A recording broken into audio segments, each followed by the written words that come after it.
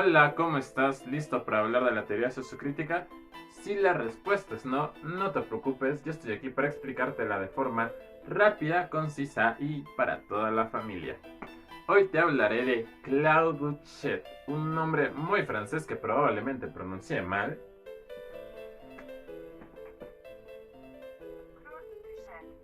Él, un crítico literario nacido el 31 de mayo de 1925, el cual, entre otras cosas, fue parte de la Universidad de París y además en 1971 propuso su teoría sociocrítica, la cual consiste en una propuesta metodológica y teórica sobre el análisis e interpretación de los textos mayoritariamente literarios. Su obra más representativa es su manifiesto publicado por la revista francesa Littérature en la edición de febrero de 1971. El título de este manifiesto en español es Por una sociocrítica o variaciones sobre un incipit.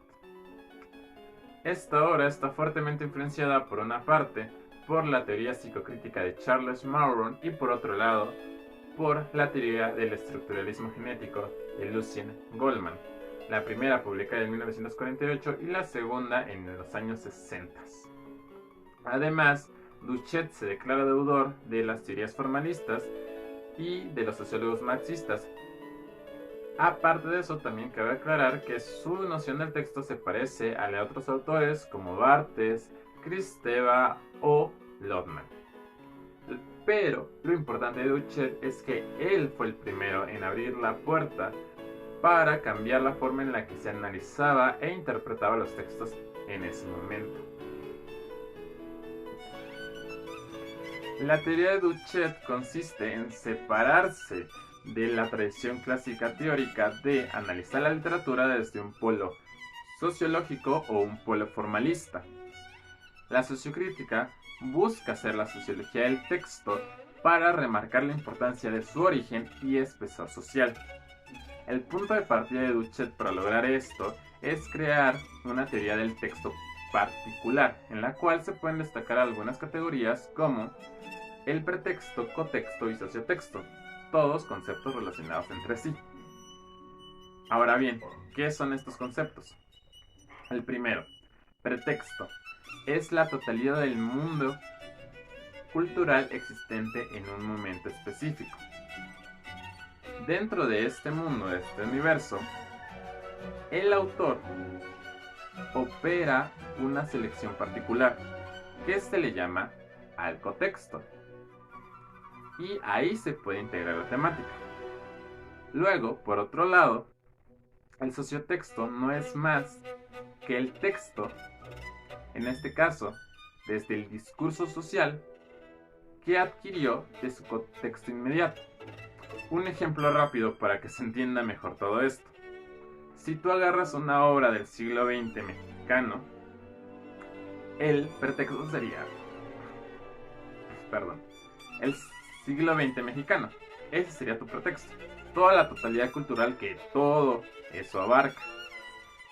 Y aquello que se narra o haya decidido el autor de forma consciente o inconsciente tomar para su obra sería el contexto. Por ejemplo, la obra que escoges trata sobre la matanza de Tlatelolco. Y, por otra parte, lo que está dentro del texto en cuanto a discurso social sería el sociotexto. Por ejemplo, si la obra se abordó desde los obreros que apoyaron a los estudiantes por empatía o porque se sentían identificados, entonces el discurso social sería la lucha de clases. Y ese sería el sociotexto. Cabe aclarar que todo eso está dentro de la obra, porque se le incluyó desde antes.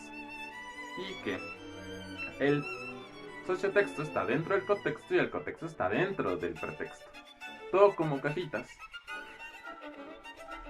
Pero Duchet no solo hizo eso.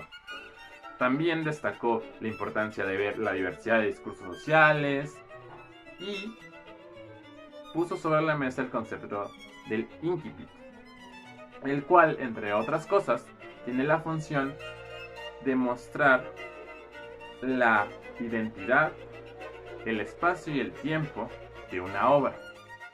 Y que, aunque suene un poco irónico por su título, no necesariamente tiene que estar en la primera línea de la obra, sino que puede estar en medio o hasta el final, dependiendo. Ahora, Duchet es para mí algo más allá que un simple teórico, sino es un autor que me mostró cosas que yo ya vivía, yo ya conocía desde antes. Por ejemplo, todo esto del cotexto, sociotexto y pretexto me recuerda al teatro.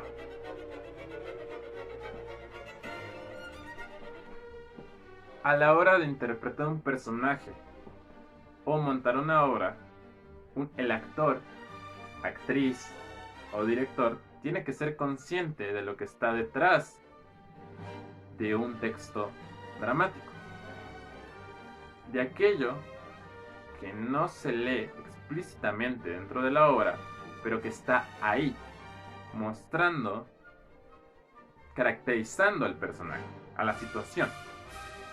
Algo muy parecido al pretexto que declara Duchet. Además, también se tiene que ver el subtexto, aquello que realmente quería decir el personaje con sus palabras, o lo que le rodea, el por qué dice lo que dice como lo dice. Contexto. Si bien estos términos no son exactamente iguales y no se usan de la misma forma que los términos creados por Duchet, sí tienen bastantes semejanzas y a mí me permiten entender mejor la forma en que funcionan y ver que lo importante de esto es adentrarte al texto, encontrar su corazón para ver lo importante que es